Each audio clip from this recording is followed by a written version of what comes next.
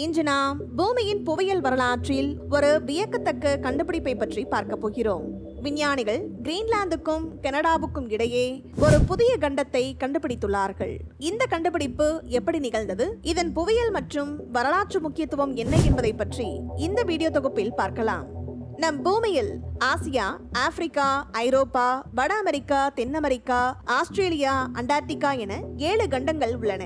இந்த நிலையில் வடக்கு அட்லாண்டிக் பெருங்கடலில் கிரீன்லாந்து மற்றும் கனடா இடையே ஒரு சிறிய கண்டத்தை விஞ்ஞானிகள் தற்போது கண்டுபிடித்துள்ளார்கள். இது 19 முதல் 24 கிலோமீட்டர் தடிமன் கொண்டது, மேலும் 650 கிலோமீட்டர் அகலம் கொண்டது. இதனை மைக்ரோ கண்டங்கள் என்று கூறுகிறார்கள். பொதுவாக மைக்ரோ கண்டங்கள் என்பவை கண்டங்களை போன்ற பெரிய நிலப்பரப்புகள் அல்ல, ஆனால் அவை கண்டத்தட்டுகள் போன்ற புவியியல் பண்புகளை கொண்டுள்ளன. அவை வழக்கமாக கண்டங்களின் விளிம்புகளில் அல்லது கடலுக்கு அடியில் காணப்படுகின்றன. இவை பெரிய கண்டங்களிலிருந்து பிரிந்து சென்ற துண்டுகளாகவோ அல்லது தனித்தனியாக உருவான பண்டைய கண்டங்களின் எச்சங்களாகவோ இருக்கலாம். மடகாஸ்கர் மற்றும் நியூசிலாந்து போன்றவை நன்கு அறியப்பட்ட மைக்ரோ கண்டங்களுக்கு எடுத்துக்காட்டுகள். இவை கண்டத்தட்டு நகர்வுகளின் சிக்கலான வரலாற்றை வெளிப்படுத்துகின்றன. மேலும் இந்த மைக்ரோ கண்டங்களை ஆய்வு செய்வது பூமியின் ஆரம்ப கால நிலப்பரப்புகள் எப்படி இருந்தன, கண்டங்கள் எப்படி ஒன்று சேர்ந்து பிரிந்தன என்பதை புரிந்து கொள்ள உதவுகிறது. இந்த புதிய மைக்ரோ கண்டம் கிரீன்லாந்தின் வடகிழக்கு கடற்கரைக்கும் கனடாவின் பஃபின் தீவுக்கும் இடையே உள்ள டேவிஸ் ஸ்ட்ரெய்ட் என்ற இடத்தில் ஆழத்தில் கண்டுபிடிக்கப்பட்டுள்ளது. மெக்கில் பல்கலைக்கழகத்தின் புவியியலாளர்கள் குழு அதிநவீன மல்டிபீம் சோனார் தொழில்நுட்பத்தை பயன்படுத்தி இந்த பகுதியில் கடல் தரையின் ஆழத்தையும் அமைப்பையும் துல்லியமாக வரைபடமாக்கியுள்ளார்கள். இந்த மேம்பட்ட தொழில்நுட்பம் கடலின் ஆழத்தில் மறைந்திருக்கும் நிலப்பரப்புகளின் தெளிவான படங்களை வழங்கியது. அப்போதுதான் ஒரு தட்டையான நிலப்பரப்பை கண்டுபிடித்துள்ளார்கள். இதன் மேற்பரப்பில் ஆழமான பள்ளத்தாக்குகள் மற்றும் மலைத்தொடர்களின் எச்சங்களும் காணப்பட்டன. இந்த மூழ்கிய மைக்ரோ கண்டத்திற்கு டார் மவுண்டைன்ஸ் என்று பெயர் வைத்துள்ளார்கள். இது அந்த பகுதியில் உள்ள டென்மார்க் ஜாட் அருகே காணப்படும் மலைகளின் தொடரிலிருந்து வந்துள்ளது.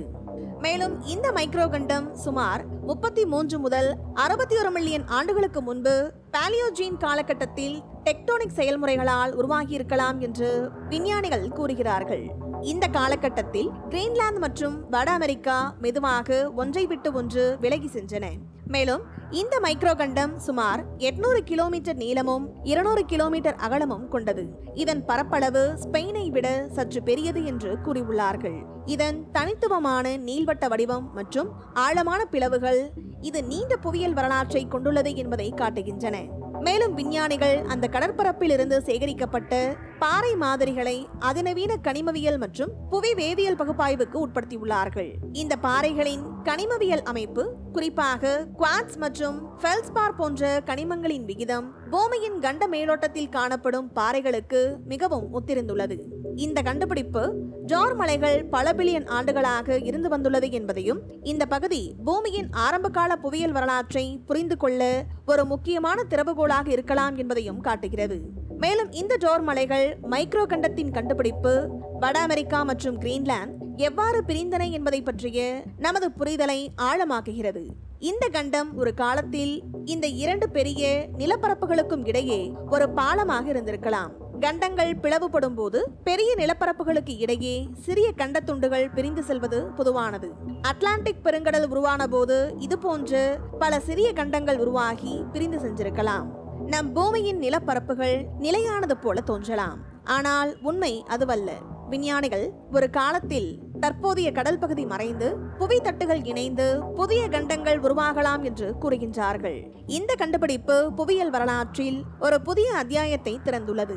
மேலும் இது போன்ற சுவாரஸ்யமான வீடியோக்களுக்கு எங்கள் சேனலை சப்ஸ்கிரைப் செய்யுங்கள். நன்றி.